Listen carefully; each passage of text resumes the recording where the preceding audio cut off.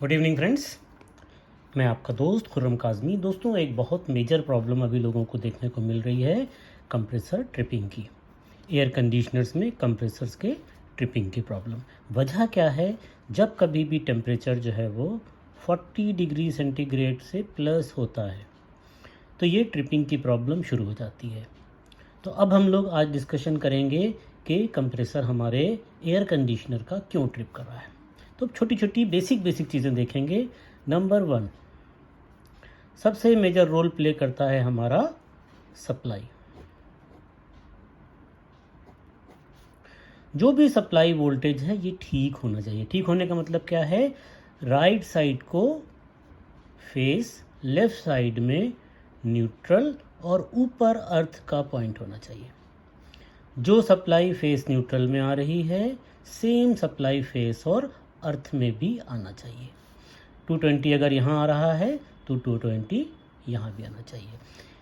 Neutral और अर्थ के बीच में कोई भी सप्लाई नहीं होना चाहिए। नॉर्मली 1.5 टन के एयर कंडीशनर के लिए 4 kVA का कनेक्शन दिया जाता है, 4 किलोवाट का। और इस 4 किलोवाट के कनेक्शन में अगर 15 से 20 एम्प्स का लोड पड़ता है तो वोल्टेज ड्रॉप नहीं होना चाहिए। लेकिन अगर 20 volt, 40 volt, 50 volt, 100 volt drop हो रहा है तो हमेशा कंप्रेसर पे लोड आएगा और कंप्रेसर ट्रिप हो सकता है। तो सबसे पहले हमारे इंजीनियर जब जाएंगे तो सप्लाई चेक करेंगे, प्रॉपर वोल्टेज आ रहा है कि नहीं आ रहा है, स्टेबलाइज़र प्रॉपर लगा है, कोई लूज़ कनेक्शन तो नहीं है जिसकी वजह से वोल्टेज ड्रॉप हो रहा हो। बहुत बार क्या होता है कि हमको लाइन में वोल्टेज का ड्रॉपेज नहीं दिखता है, तो हमें कंप्रेसर का जो 3 टर्मिनल होते हैं कंप्रेसर पे, नॉर्मल कंप्रेसर तो रनिंग और स्टार्टिंग, कॉमन, इनकी पोजीशन चेंज हो सकती है। लेकिन हम जब कभी भी सप्लाई चेक करें और लाइन के ड्रॉपेज का चांस है, क्या हमको लग रहा है कि लाइन का ड्रॉपेज हो रहा है, तो रनिंग और कॉमन पॉइंट्स पे चेक करें। बहुत बार यहीं से हमारा लाइन ड्रॉप हो रही होती है और मेन लाइन पर हमको कोई इन्फॉर्मेशन नहीं मिलती है, लेकिन कंप्रेसर ओवरहीट होकर ट्रिप होता है।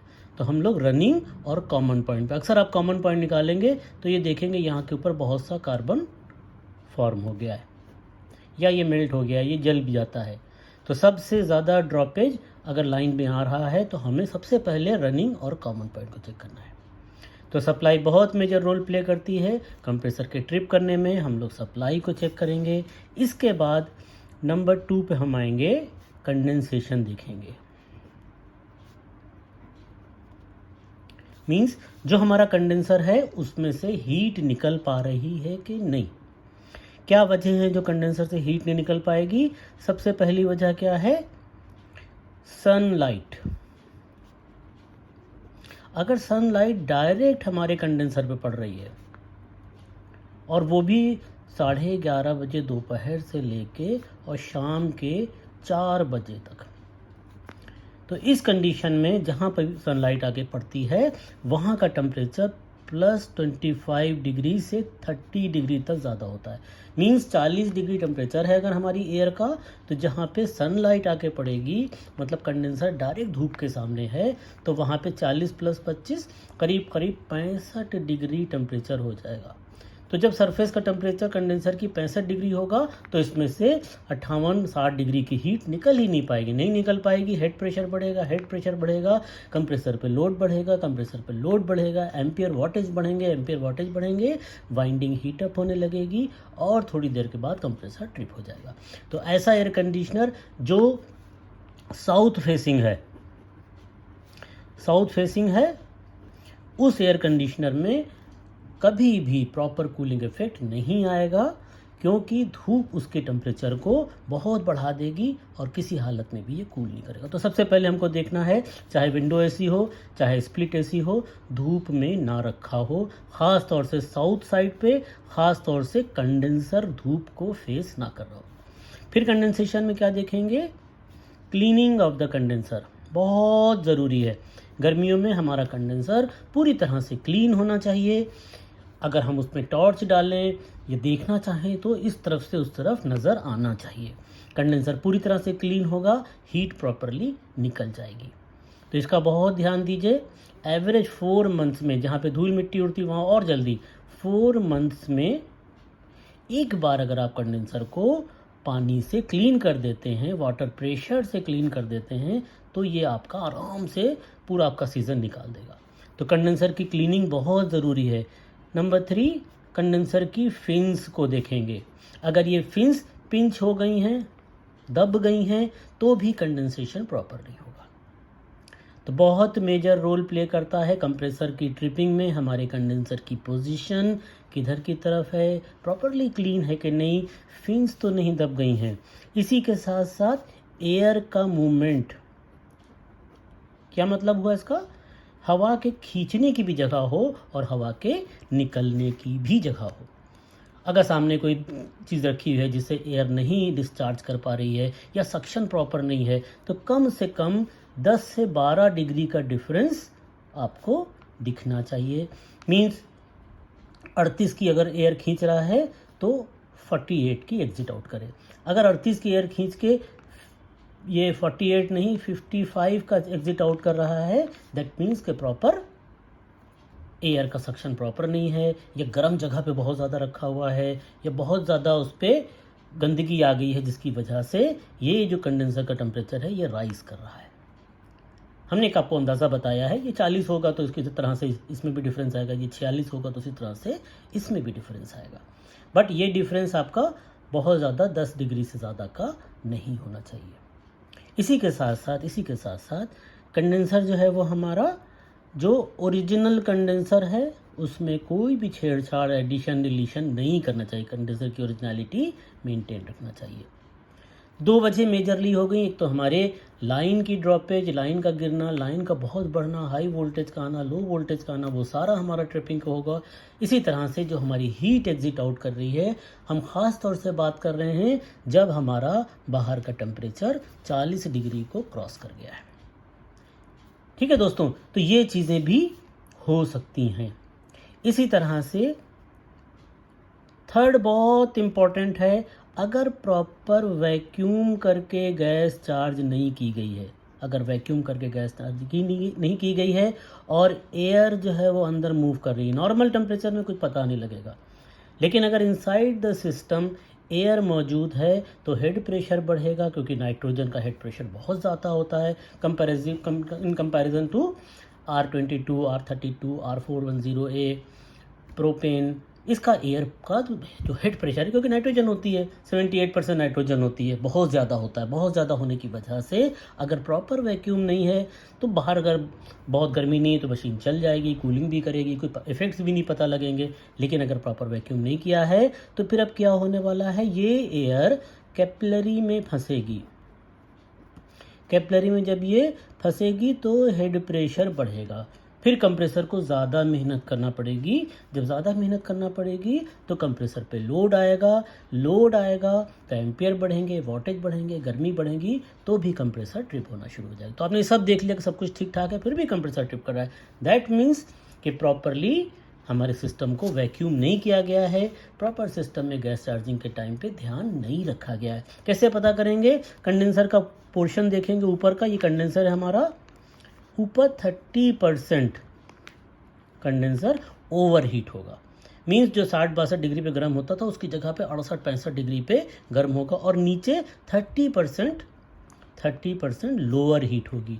मीन्स यहाँ से यहाँ का डिफरेंस जो 4-5 डिग्री का था वो 8-10 डिग्री का हो जाएगा। ऊपर कंडेंसर ज़्यादा गर्म, 3-4 कॉइल आग की तरह जल रहे हैं, और नीचे कंडेंसर एकदम नॉर्मल से भी कम गर्म।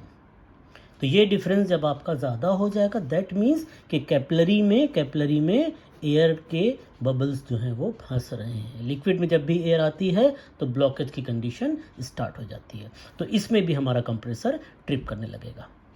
तो प्रॉपर वैक्यूम बहुत ज़रूरत है। फिर कंप्रेसर अपने आप में अगर वीक हो गया तो ट्रिप करता है, नॉर्मल सीजन में चल जाता है, पंपिंग उसकी डाउन है, ऑयल ख़राब हो गया है, ऑयल ओवर हीट हो गया है, कंप्रेसर में कोई मैकेनिकल ख़राबी हो गई है, कोई इलेक्ट्रिकल ख़राबी हो गई है, या बहुत बार कैसा होता है, अगर हमारा नॉन इन्वर्टर है तो कंप्रेसर का कैपेसिटर भी वीक हो जाता है। इसकी वजह से भी जब लोड कंप्रेसर पे होता है तो एम्प्स धीरे धीरे बढ़ने लगते हैं। 5 होगा, 5.5 होगा, 6 होगा, धीरे धीरे करके 7, 8, 9 और फिर कंप्रेसर हमारा ट्रिप करने लगेगा। तो कैपेसिटर की टेस्टिंग कैपेसिटेंस मीटर से हो जाती है, नहीं तो दूसरा कैपेसिटर लगा कर देख सकते हैं। और कभी भी ये कोशिश ना किया करिए कि 50 माइक्रोफराड का लगा तो उसकी जगह पे 60 लगा दें, 70 लगा दें। जो एक्चुअल कंपनी ने दिया है वही कैपेसिटर आप इस्तेमाल कीजिए। तो ये चीज़ भी हो सकती है।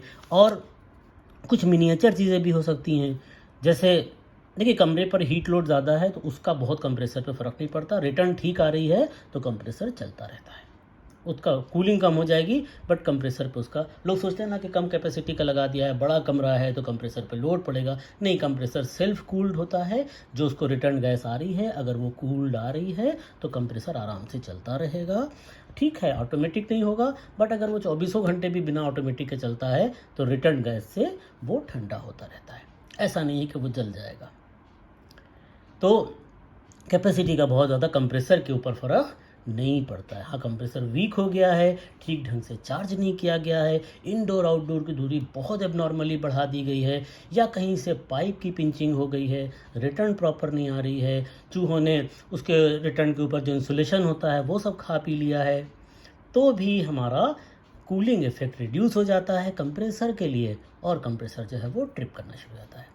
तो दोस्तों एक बार हम लोग रिपीट करेंगे, अगर हमारे पास सप्लाई की प्रॉब्लम है कंप्रेसर ट्रिप कर सकता है, प्रॉपर कंडेंसेशन नहीं हो रहा है कंप्रेसर ट्रिप कर सकता है। कंडेंसेशन में सारी चीज़ें आ जाती हैं, धूप के सामने तो नहीं है, कंडा तो नहीं है, कंडेंसर हवा खींच पा रहा है कि नहीं, फिन्स तो नहीं किसी ने दबा दी है, प्रॉपर एयर मूवमेंट है कि नहीं, ओरिजिनल कंडेंसर लगा है, अपनी तरफ से कोई चेंज तो नहीं कर दिया है, कैपलरी में तो कोई चेंज नहीं कर दिया है। तो ये सारी चीज़ें काउंट करती हैं। वैक्यूम हमारे बहुत इंपॉर्टेंट होता है। वो सारी चीज़ें भूल जाइए कि हमने ऐसे गैस निकाल दी और ये वैक्यूम हो गया, नहीं।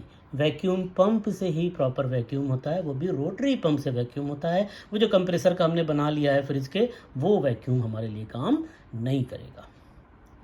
तो दोस्तों इस तरह से हम चाहें तो छोटी छोटी चीज़ों को चेक करके और सारी हम इंफॉर्मेशन कलेक्ट कर सकते हैं। तो यहाँ पे 5th बात ये हो रही थी कि हमारा कंप्रेसर जो है वो कैपेसिटर ख़राब हो सकता है, या कंप्रेसर सेल्फ भी वीक हो सकता है, खुद भी ख़राब हो सकता है, या किसी ने लो कैपेसिटी का कंप्रेसर लगा दिया है, 1.5 टन की मशीन में 1 टन का कंप्रेसर लगा दिया है, कैपेसिटी मैच नहीं कर रही है, 2 टन की मशीन में 1.5 टन का कंप्रेसर लगा दिया है, तो उसकी सेल्फ अपनी कमियां खराबियां भी मायने रखती हैं।